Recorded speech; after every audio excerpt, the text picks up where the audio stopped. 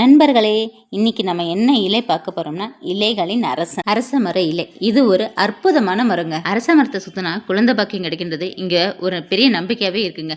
அது உண்மைதானே அப்படின்னு நீங்க எங்கிட்ட கேட்டீங்கன்னா 100% உண்மைதான். எல்லா மரங்களும் பொதுவாக கார்பன் டை ஆக்சைடை உறிஞ்சிக்கிட்டு ஆக்சிஜனை வெளியிடுறாங்க. இது பொதுவாக எல்லா பேத்துக்குமே தெரியுங்க. இந்த மரம் மட்டும் தாங்க அதிக அளவில் 90% ஆக்சிஜனை வெளியிடுறாங்க. அதாவது ஒரு நாளைக்கு மட்டுமே 2400 கிலோ பிராணவாயுவை வெளியிடுறாங்க. அதனால தாங்க இந்த மரத்தை மரங்களின் அரசன் என்று சொல்றாங்க. இந்த அரச மரத்தோட இலையை நம்ம எப்படினாலும் சாப்பிடலாம். 5-6 அரச மர இலையை எடுத்துட்டு நல்லா கழுவி வச்சிருக்கிற இலைகளை ஒரு பாத்திரத்துல போட்டு அதுல தண்ணி ஆட் பண்ணிக்கலாம். நெக்ஸ்ட் இதை நல்லா கொதிக்க வச்சு எடுத்துட்டீங்கன்னா தண்ணி ரெடி ஆயிடுச்சுங்க. டெய்லியும் கூட நம்ம அரச மர இலையை டீயாவும் ஜூஸாவும் வெறும் இலையா கூட மெண்டு சாப்பிடலாம். இந்த அரச மர இலையை எடுத்து நல்லா கிளீன் பண்ணிட்டு அதோட காம்பை மட்டும் கிள்ளிக்கோங்க. 2 கிராம்பு, 3 கிஸ்மிஸ் பழம், 2 ஏலக்காய், 3 மிளகு, 5-6 துளசி இலை, வெத்தலை போல மடிச்சு மெண்டு சாப்பிட்டீங்கன்னா சும்மா அப்படி இருக்குங்க. இது ஒரு அற்புதமான இலை. அரசமர இலையை சாப்பிட்டோம்னா உடல் குளிர்ச்சி எப்பவுமே சமநிலையாவே இருக்கும். திருமணமான பெண்களாகட்டும் ஆண்களாகட்டும் டெய்லியும் ஒவ்வொரு அரசமர இலையை எடுத்து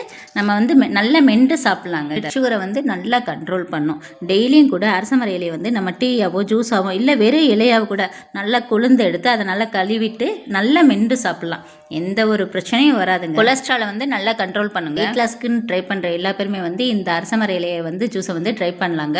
அதுக்கு ஒரு 5-6 அரசமரை எடுத்துட்டு துளசி ஒரு 5-6 எடுத்துட்டு தண்ணி ஊற்றி ஆட் பண்ணி நல்லா மிக்ஸி ஜாரில் போட்டு பிளண்ட் பண்ணி எடுத்துக்கிட்டா அரசமர இலை ஜூஸ் ரெடி ஆயிருங்க. துளசி நம்ம எதுக்கு ஆட் பண்ணுறோம்னா அரசமர இலை நல்லா குளிர்ச்சி தரக்கூடியதுங்க.